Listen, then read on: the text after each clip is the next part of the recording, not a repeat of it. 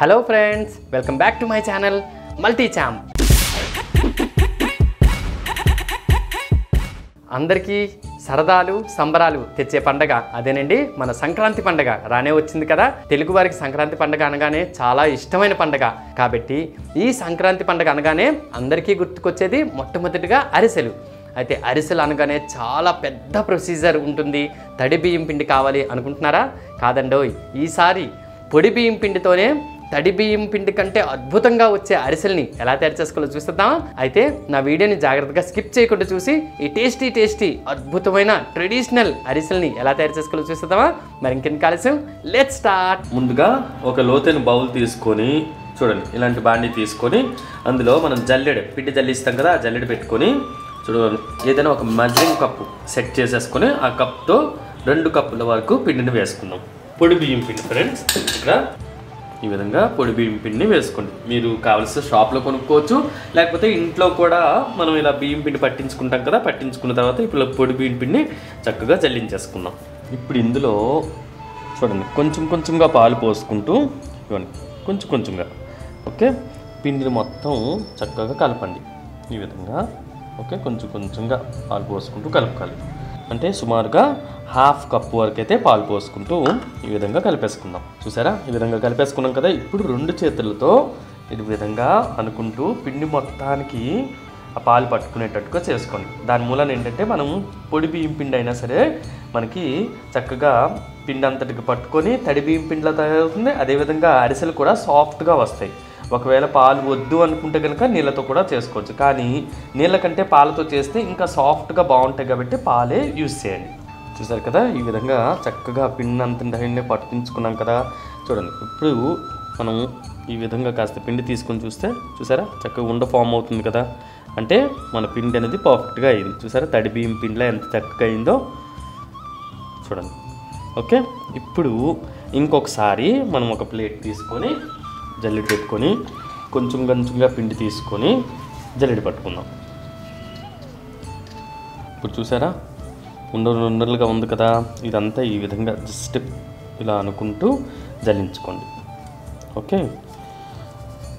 ఇందులోనే ఇంకొంచెం పిండి అంటే మిగిలిన పిండిని కూడా ఈ విధంగా వేసుకుంటూ జల్లించుకుందాం. ఇప్పుడు చూడండి, ఈ బియ్యం పిండి అంతా తడి బియ్యం పిండిలా చక్కగా తయారైంది.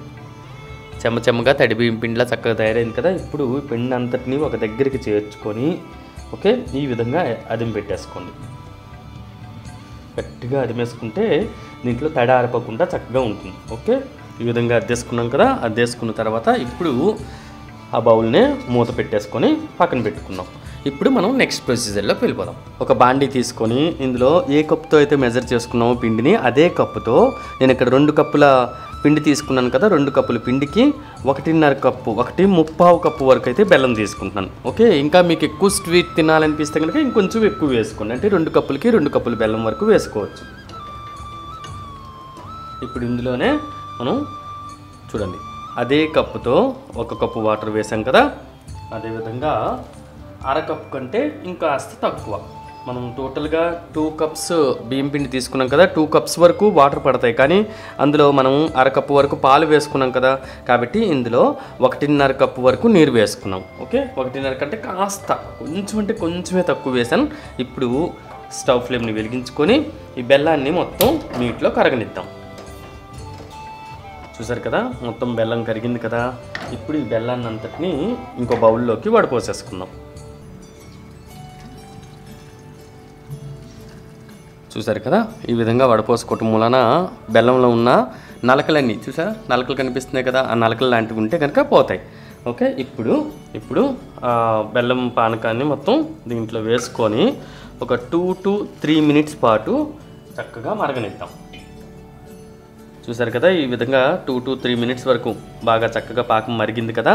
అంటే మరీ ఉండపాకం అలాంటివి ఏమీ రావక్కర్లేదు ఫ్రెండ్స్, చాలా నిశ్చింతగా చేసుకోవచ్చు ఓకే. ఈ విధంగా అయిన తర్వాత ఇప్పుడు ఇందులో ఫ్లేవర్ కోసం ఒక చిన్న టీ స్పూన్ తీసుకొని టీ స్పూన్ యాలకుల పొడి వేసుకుందాం. అదేవిధంగా అరిసెలకి మంచి టేస్ట్ రావడానికి నువ్వులు మెయిన్ ఇంగ్రీడియంట్ కదా, కాబట్టి ఒక 2 టీ స్పూన్స్ నువ్వులు కూడా ఇందులో వేసుకుందాం. ఇలా వేసేసుకున్నాం కదా. వీటిని బాగా ఒకసారి కలిపేసుకుందాం. కలిపేసుకున్న తర్వాత ఇప్పుడు మనం తడి బియ్యం పిండిని, అంటే మనం ఇందాక రెడీ చేసుకున్నాం కదా బియ్యం పిండిని, ఆ బియ్యం పిండిని వేసుకుందాం. ఇప్పుడు చక్కగా ఆ బియ్యం పిండిని వేసుకుంటూ ఈ విధంగా కలుపుతూ ఉండాలి.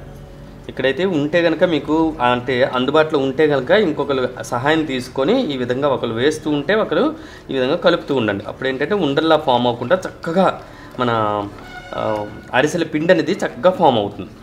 ఓకే, ఇక్కడైతే నేను మా మదర్ హెల్ప్తో చేస్తున్నాను. ఇక్కడ చూసారా, ఉండల్లా ఫామ్ అవ్వకుండా చక్కగా కలుపుకుంటూ ఇలా చేసుకోండి.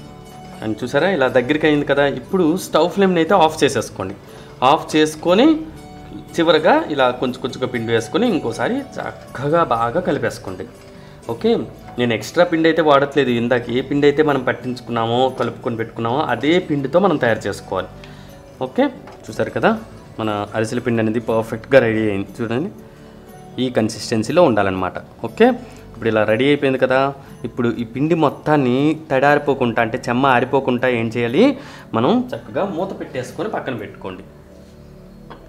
ఇప్పుడు చూడండి ఫ్రెండ్స్, అరిసెలు అద్దుకునే లోపల మనం ఏం చేయాలంటే స్టవ్ మీద ఒక కడాయి పెట్టుకొని అందులో డీప్ ఫ్రైకి సరిపడేంత ఆయిల్ వేసుకొని ఆయిల్ మాత్రం మీడియం ఫ్లేమ్లో పెట్టేసుకోండి. మీడియం ఫ్లేమ్లో పెట్టేసుకున్న తర్వాత ఇప్పుడు ఇలాంటి ఒక చెక్క తీసుకొని దీని మీద ఒక బటర్ పేపర్ వేసుకొని దీని మీద ఇవ్వండి కొంచెంగా నెయ్యి అద్దేసుకుందాం.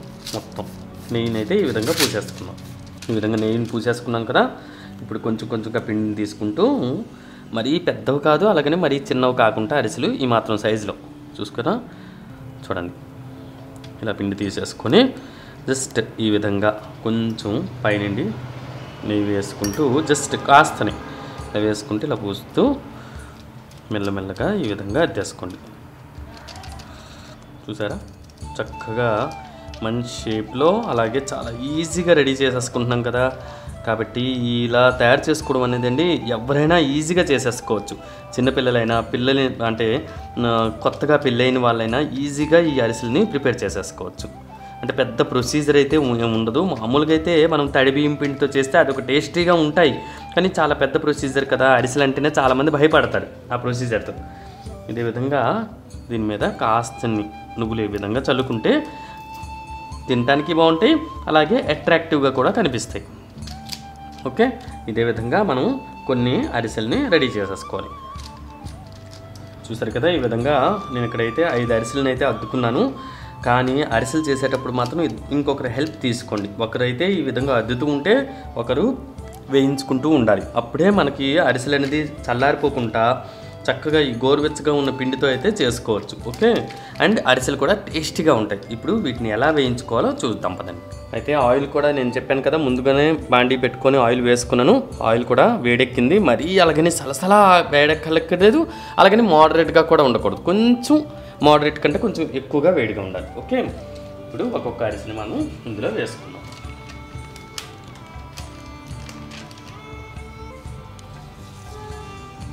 ఈ విధంగా వేసుకొని జస్ట్ ఆయిల్ని దాని మీదకి వేస్తూ ఉండండి. దాంతో చూసారా అరిసె అనేది చక్కగా పైకి తేలింది. తేలిన తర్వాత 1 నిమిషం అయిన తర్వాత ఇంకో వైపుకి టర్న్ చేసుకోండి. ఇప్పుడు చూడండి, చక్కగా పూరి పొంగినట్టు పొంగింది కదా. ఇవ్వండి, చక్కగా పొంగుతుంది. అంతేనండి, మనకి అరిసె అనేది మంచి కలర్ వచ్చింది కదా. ఇప్పుడు తీసుకొని ఇంకో గరిటెతో ఈ విధంగా అద్దుకోవాలి. చూసారు కదా, ఎక్సెస్ ఆయిల్ మొత్తం డ్రైన్ చేసేసాం కదా. ఇప్పుడు జాగ్రత్తగా ఈ అరిసెని తీసుకొని ఒక ప్లేట్లోకి వేసుకుందాం.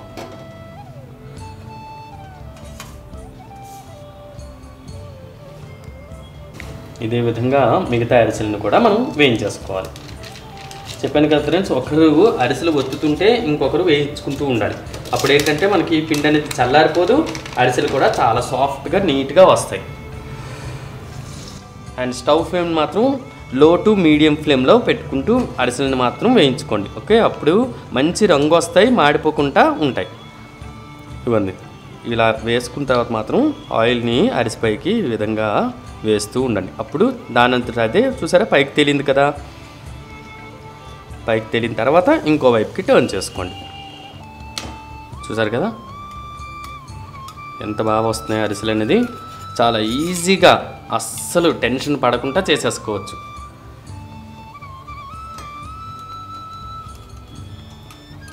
వావ్, చూశారు కదా, చాలా చాలా తక్కువ టైంలో అలాగే శ్రమ లేకుండా పొడి బియ్యం పిండితోనే అద్భుతమైన ట్రెడిషనల్ అరిసెల్ని రెడీ చేసేసుకున్నాం కదా. మరి మీరు కూడా ఈ సంక్రాంతి పండగకి హడావుడి పడకుండా చక్కగా సరదాగా ఫ్యామిలీతో ఎంజాయ్ చేస్తూ ఈ అరిసెల్ని తయారు చేసుకొని ఇంటిల్లిపాది హ్యాపీగా ఎంజాయ్ చేయండి. అలాగే నా మరిన్ని ఇంట్రెస్టింగ్ వీడియోస్ కోసం పక్కనే ఉన్న బెల్ ఐకాన్ని తప్పకుండా ప్రెస్ చేసి ఆల్ అనే సింబల్ని ప్రెస్ చేయడం అస్సలు మర్చిపోకండి. ఇంకోసారి మా మల్టీ ఛాంప్ టీం తరపున మీ అందరికీ నా హృదయపూర్వక సంక్రాంతి శుభాకాంక్షలు.